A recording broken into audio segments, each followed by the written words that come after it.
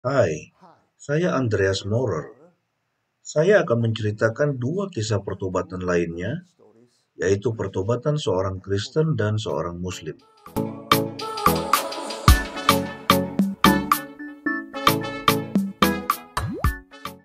Kisah pertobatan ini berdasarkan tesis doktoral saya di UNISA, Universitas Afrika Selatan. Saya menyelesaikan tesis saya pada Maret 1999. Judul tesis saya adalah Pencaharian Hidup Baru. Motivasi-motivasi pertobatan orang Kristen dan orang Muslim. Jika Anda ingin mengetahui lebih banyak mengenai konsep riset tesis saya, silakan memperhatikan video-video introduksi di sini atau melalui deskripsi di bawah ini. Mohon Anda ingat bahwa kisah-kisah ini adalah kisah nyata, dan saya mengenal setiap tokoh secara pribadi. Demi alasan keamanan, saya mengubah nama-nama mereka. Pertama, saya akan menceritakan hidup seorang Kristen yang memeluk Islam karena berbagai alasan. Namanya Alfred, dan ia mengisahkan pertobatannya sebagai berikut. Ia berkata, "Saya dibesarkan dalam keluarga Kristen yang tradisional, dan secara teratur beribadah di gereja Roma Katolik. Saya senang sekali di gereja ini, bahkan saya berpikir untuk menjadi seorang imam. Ketika remaja, saya kuliah di perguruan tinggi dan bertemu dengan banyak teman baru. Di sana saya berjumpa dengan gagasan-gagasan hidup yang baru dan berbagai pengalaman spiritual, seperti yoga, meditasi transendental, upacara-upacara sihir, dan sebagainya. Dalam masa ini, saya juga mulai mempertanyakan iman Kristen dan beberapa isu yang kurang saya sukai, serta teologinya yang tidak saya pahami, seperti Tritunggal dan keilahian Yesus Kristus. Hal yang sama sekali tidak masuk akal bagi saya. Saya juga melakukan beberapa eksperimen spiritual. Sebagai tambahan, saya juga membaca perihal agama-agama lain, termasuk Islam.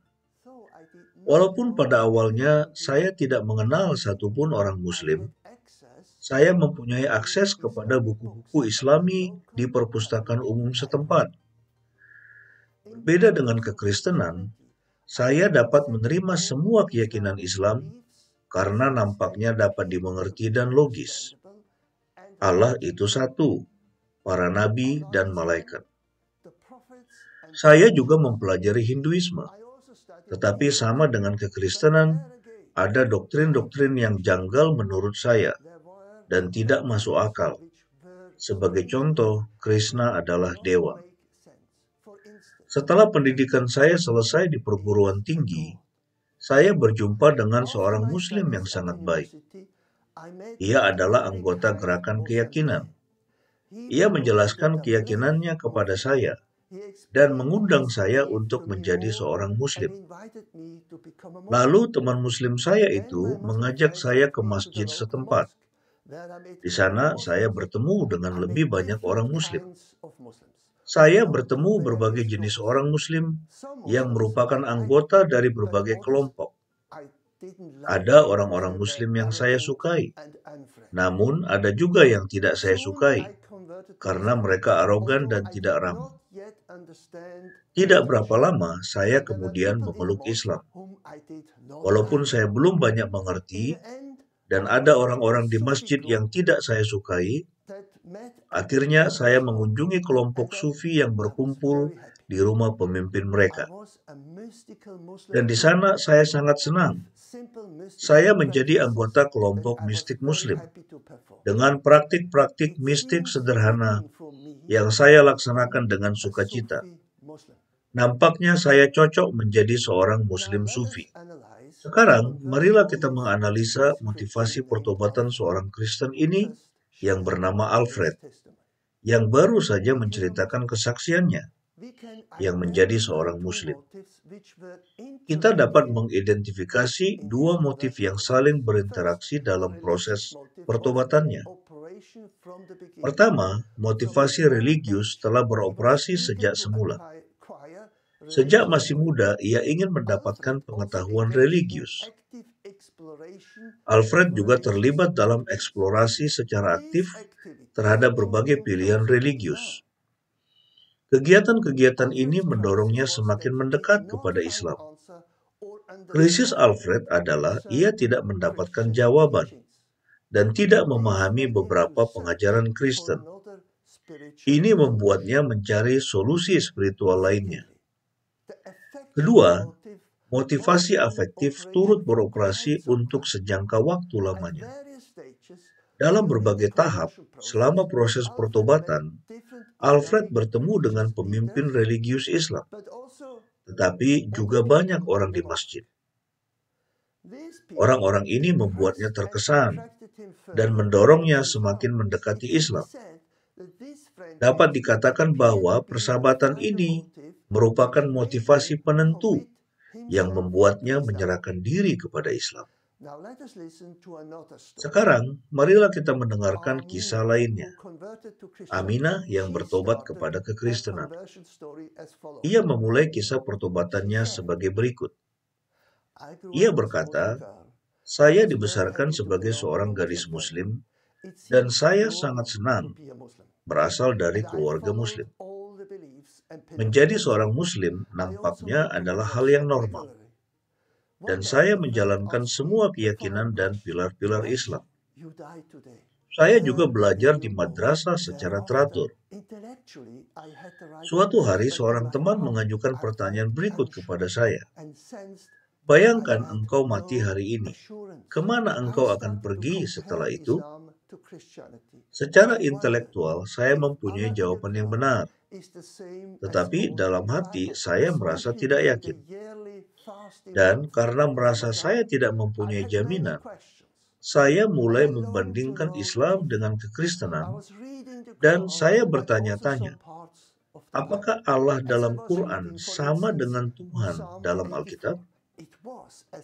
Terutama selama masa berpuasa dalam bulan Ramadan. Saya mempunyai banyak pertanyaan, dan saya ingin sekali mengetahui kebenaran. Saya membaca Quran dan beberapa bagian dari Alkitab. Sebagai contoh, ketika saya membaca Mazmur 84, seakan-akan perkataan Tuhan berbicara langsung kepada saya. Kalimat dalam ayat 3 menggambarkan keadaan saya dengan sempurna. Di sana dikatakan, jiwaku sangat merindukan pelataran Tuhan. Hatiku dan dagingku bersorak-sorai kepada Elohim yang hidup. Saya bingung, apakah saya harus berdoa kepada Allah atau kepada Tuhan di Alkitab? Ataukah mereka adalah Tuhan yang sama? Kepada Tuhan yang mana saya harus melaksanakan puasa? Saya juga bersusah hati, karena Allah tidak memberikan jaminan untuk masuk ke Firdaus. Bahkan tidak ada formula yang diberikan dalam Islam. Banyak orang Muslim percaya bahwa Anda dapat memperoleh perkenanan Allah dengan melakukan perbuatan baik. Namun tidak ada jaminan untuk masuk ke Firdaus. Saya sangat ingin mencari kebenaran dan mengikuti jalan yang benar. Saya melanjutkan membaca Alkitab dan kalimat-kalimat seperti, "Semua orang telah berdosa dan kehilangan kemuliaan Tuhan." Membuat saya sadar bahwa saya adalah orang berdosa, dan saya tidak mampu mengimbanginya dengan perbuatan baik.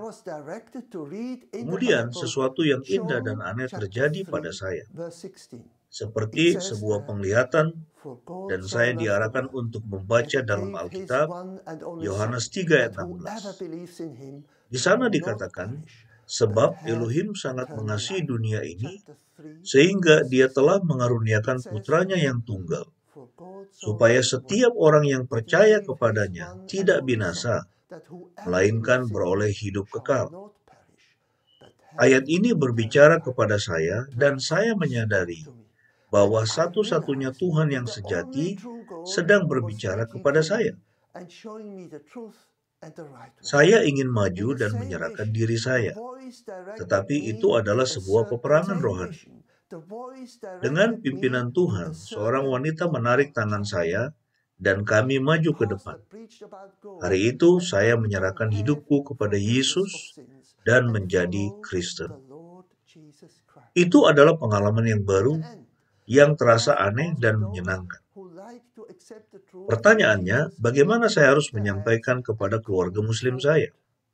Dan bagaimana mereka akan bereaksi membuat saya cemas? Saya memutuskan untuk tidak memberitahu keluarga saya perihal keyakinan saya yang baru. Namun, tidak lama kemudian, ayah saya mengetahui apa yang terjadi di gereja, dan ia melarang saya keluar rumah. Beberapa hari kemudian, ayah saya membawa seorang imam, dan ia menanyai saya perihal apa yang telah terjadi, dan mengapa saya berpaling menjadi seorang Kristen. Tuhan menguatkan saya, dan saya mendapatkan perkataan yang tepat untuk menjelaskan pada mereka apa yang telah terjadi, dan bagaimana suara dan penglihatan itu mengarahkan saya untuk menemukan kebenaran. Kemudian, keluarga saya dan orang-orang Muslim di desa menganiaya saya. Saya menjadi orang buangan. Mereka juga menanyai saya perihal Alkitab. Tetapi setiap kali Roh Kudus Tuhan menolong saya dengan mengutip ayat-ayat yang tepat dari Alkitab. Ini adalah mujizat, karena saya masih belum mengenal Alkitab dengan baik. Walaupun mengalami penganiayaan, saya dipenuhi sukacita dan Roh Kudus mendisiplin saya dan menuntun saya di jalan yang benar. Tuhan memberi saya teman-teman baru di gereja Kristen, dan saya sangat senang di sana. Sangat menyakitkan bagi saya terpisah dari keluarga saya, terutama terpisah dari ibuku tersayang. Mungkin ia tidak mengerti apa yang telah terjadi, dan ia berharap saya kembali kepada Islam cepat atau lambat. Tetapi keputusan saya sudah bulat, dan saya yakin bahwa mengikuti kebenaran dalam Yesus adalah jalan yang benar ke surga dan hidup kekal. Saya menyaksikan iman saya yang baru dalam berbagai kesempatan, seperti dalam pertemuan Muslim. Betapa luar biasanya Roh Kudus menolong saya. Dan orang-orang Muslim takjub bagaimana saya dapat berbicara dengan otoritas yang besar.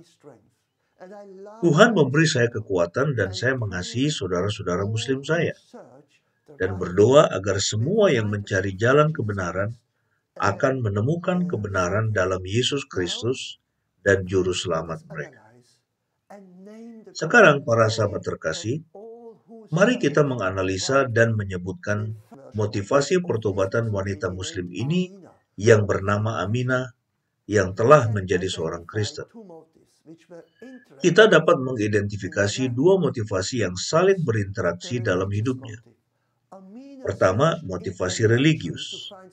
Aminah secara intelektual mencari jawaban-jawaban spiritual. Motivasi religius ini adalah kekuatan awal yang mendorongnya ke dalam proses pertobatan. Ia bertekad untuk menemukan kebenaran, dan Tuhan menjawab pencariannya dan mengarahkannya untuk menemukan jalan yang benar. Motivasi ini aktif selama proses pertobatan. Yang kedua, motivasi mistis. Aminah mendapatkan penglihatan di mana ia mendengar suara yang mengarahkannya kepada ayat-ayat tertentu dalam Alkitab dan menuntunnya ke sebuah gereja. Di sana ia memutuskan untuk mengikuti Yesus Kristus sebagai juru selamatnya. Sekarang kita dapat melihat bahwa orang bertobat dalam dua arah, kepada kekristenan dan Islam. Secara pribadi, saya percaya bahwa iman Kristen adalah iman yang sejati. Tetapi saya juga percaya kita harus memberikan orang kebebasan untuk memilih agamanya yang nampaknya benar bagi mereka. Kebebasan untuk memilih agama adalah dan harus tetap menjadi hak asasi manusia. Saya juga percaya bahwa orang Kristen harus mendampingi para petobat baru dalam proses pertobatan mereka tanpa kekerasan atau tekanan. Dalam kisah-kisah pertobatan ini, kita melihat bahwa komunitas Muslim menganiaya Aminah, namun ia tetap kuat dan setia kepada keyakinan yang baru dan mengalami sukacita besar dengan mengikuti Yesus Kristus. Jika Anda ingin lebih banyak mempelajari bagaimana cara bersaksi kepada seorang Muslim sebagai seorang Kristen, saya merekomendasikan buku saya Ask Your Muslim Friend. Anda dapat mengunduhnya dari situs kami.